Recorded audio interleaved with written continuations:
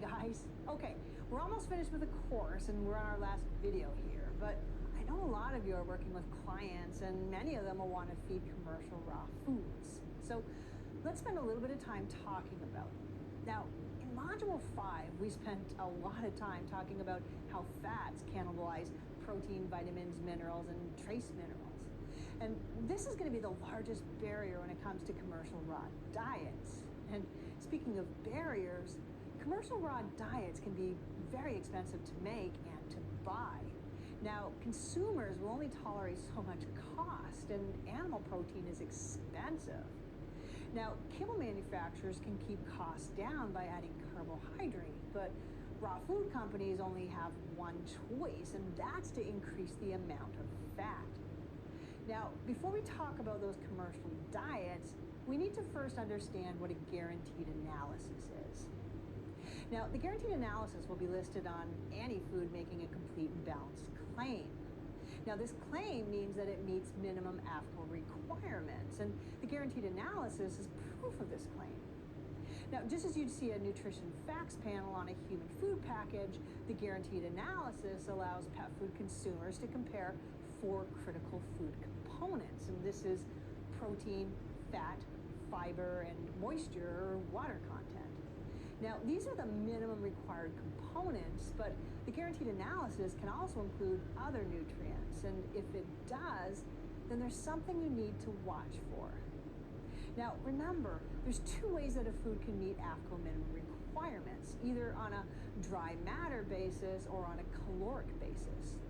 Now, the dry matter basis is much more suitable for high carbohydrate, low fat diets, while the caloric basis is much more suitable for high fat, high calorie, nutrient dense foods like raw diets.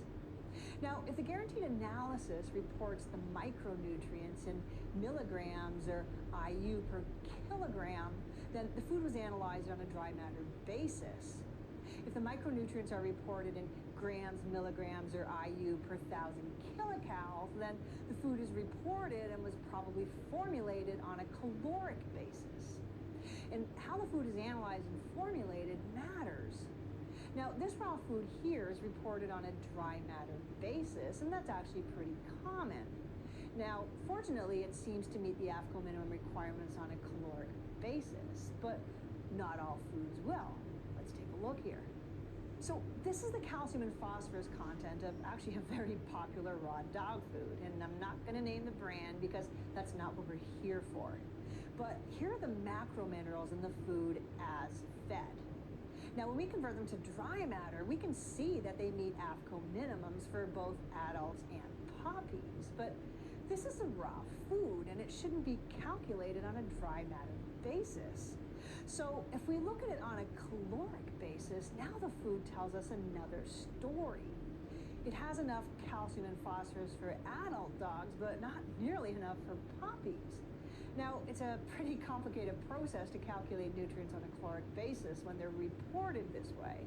So if you're going to feed a commercial raw diet, then ask for the analysis on a caloric basis. If they can't produce it, then it's probably a good time to find another food.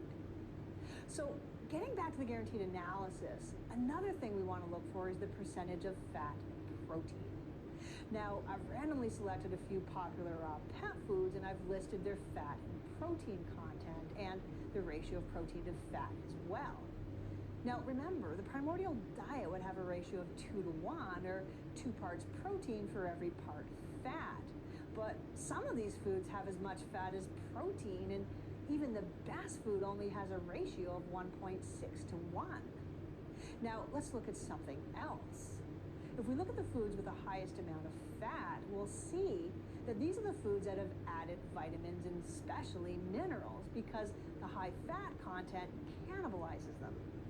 Now, the exception here is food number 1, but that's the food that doesn't meet minimum AAFCO requirements for minerals anyway, and I'm assuming that if they wanted to, then they'd have to fortify the food with synthetics. And of course, you want to avoid foods that have undergone HPP. Now, some manufacturers will HPP their entire line, while others will just HPP the poultry because salmonella is the most common bacteria to cause food recalls, and it doesn't generally grow on ruminant. So if you're looking for a commercial raw diet, here are some points that you'll need to adhere to.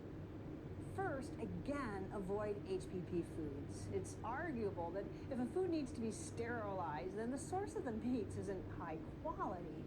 And of course, HPP kills both pathogenic and beneficial bacteria, and it probably causes other nutrient losses as well. You'll want to look for foods that report their nutrients on a caloric basis only. If the manufacturer can't produce this, then there's no way to determine if the food is mineral deficient or not, so just move on. I mentioned this previously, but avoid raw foods that contain fish oil. The polyunsaturated fats in fish oil have the largest number of carbon bonds, and this makes them oxidize quite easily. Now, freezing can puncture the double bonds, and this will make the food rancid, so it's best to avoid any raw foods with fish oil added. And watch the fat content. Most commercial raw foods are too high in fat, and that leads us to the last point.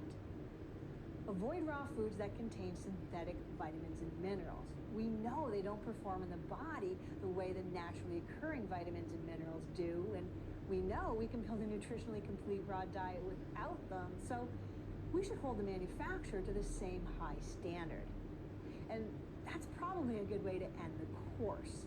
Raw feeding is about high standards, and I hope this course has helped you to change your standards too. Now, we've really enjoyed creating this course and certification, and I hope you got as much out of it as we did when we researched and designed it. And most of all, I wish you luck on your final exam. Good luck.